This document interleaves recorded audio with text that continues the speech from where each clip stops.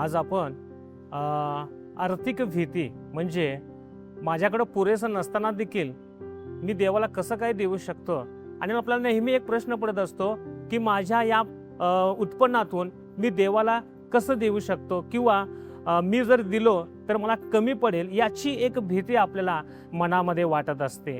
तर त्याच्याविषयीच आपण आज बघणार आहोत. देवाचं वचन आपल्याला सांगतं की तुम्ही द्या म्हणजे तुम्हाला दिलं जाईल. परमेश्वर हा आपल्याला देणारा देव आहे, आणि जेव्हा आपण त्याला देतो तेव्हा तो परमेश्वर आपल्याला विपुलतेनं देतो. आणि ही जी असणारी आर्थिक भीती जी आहे ते आपण मनातून काढून टाकणार आहोत. आपण बायबलमधील वचनांमधून आपण पाहूया. जसं आपण बायबलमध्ये वचन पाहतो देवाच्या देण्याबद्दल, 2 कोरिंथकरास याचा 8वा अध्याय आणि 12वा वचनामध्ये आपण बघतो, कारण उत्सुकता असली म्हणजे ज्याच्या त्याच्याजवळ जसे असेल तसे ते मान्य होते, नसेल तसे नाही.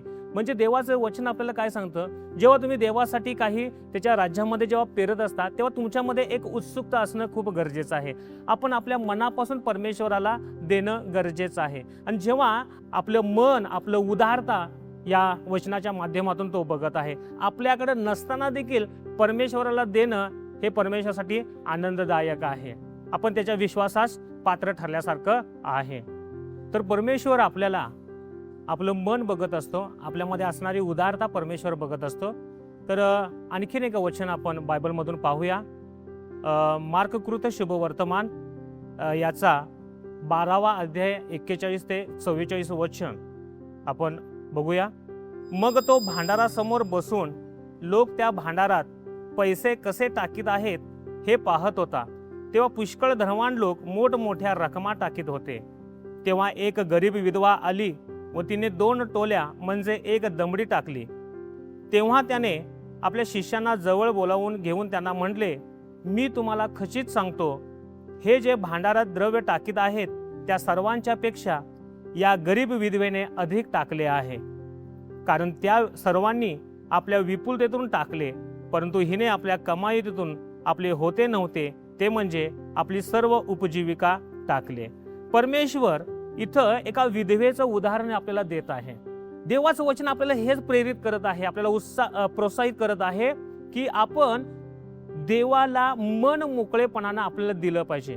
परमेश्वर इतर रकमेची गोष्ट बोलत नाही, तर आपला विश्वास, आपलं मन आणि आपली उदारता परमेश्वराप्रत्येक खूप महत्वाची आहे. जितकं परमेश्वरासाठी आपण देऊ तितकं परमेश्वर आपल्यावरती प्रसन्न होत असतो. Praise the Lord.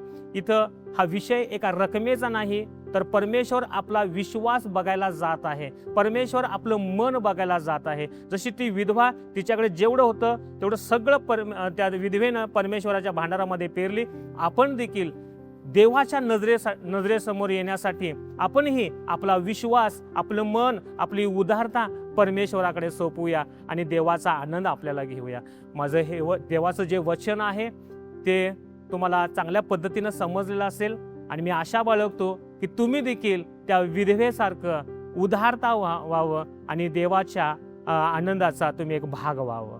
Praise the Lord.